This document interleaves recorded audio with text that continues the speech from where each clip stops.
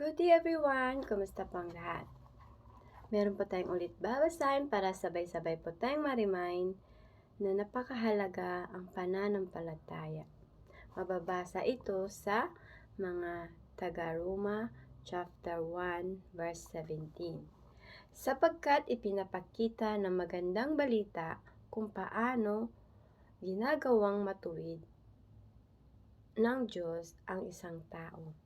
At ito ay sa pamamagitan ng pananampalataya, buhat sa simula hanggang sa wakas.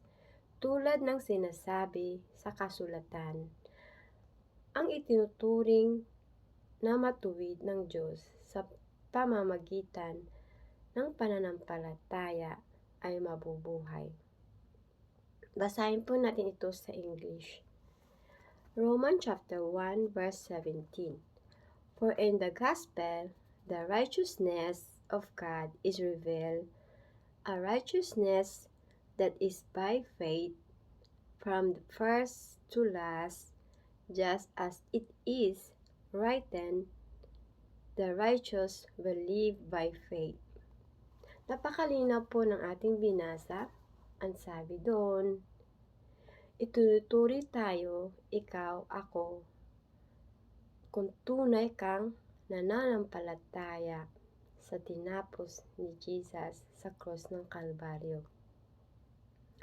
Kung nananampalataya ka kay Jesus, ikaw ay ituturing matuwid ng Panginoon ni Father God. Kung pamilyar kayo sa buhay ni Abraham, di ba?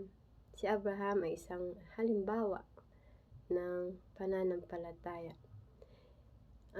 Tinuring matuwid si Abraham dahil sa kanyang pananampalataya. Maraming beses siyang sinubok ng Panginoon kung talagang may pananampalataya siya sa Panginoon, di ba? Ang pinaka trials ni Abraham ay yung kaisa-isa niyang anak na si Isaac. Ang sabi ng Panginoon, ialay mo sa akin ang iyong anak. Hindi siya nagdalawang isip at inalay niya yung anak niya, di ba? Ganun kalaki ang pananampalataya ni Abraham sa Panginoon, kay Father God. Ngayon naman po sa ating mga Kristiyano, ang hinihiling sa atin ng Panginoon ni Father God ay ang mananampalataya sa tinapos ni Jesus sa krus ng Kalbaryo. Kung tunay kang nanampalataya kay Jesus sa kanyang ginawa at tinapos sa krus ng Kalbaryo, ikaw ay ituturing matuwid ng Panginoon ni Father God. Kailangan po mamuhay tayo na may pananampalataya sa lahat ng bagay, sa lahat ng ating gagawin. May pananampalataya tayo na sasamahan tayo ng Panginoon, sasamahan tayo, tutulungan tayo, hindi tayo pababayaan.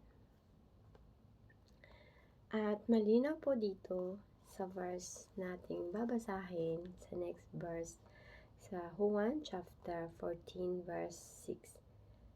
Sumagot si Jesus, ako ang daan, ang katotohanan, at ang buhay.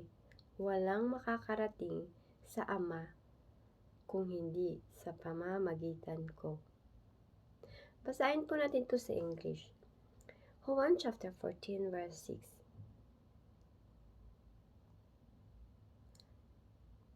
I'm the way, and the truth, and the life. No one come to the Father except through me. Napakalinaw ng verse, diba?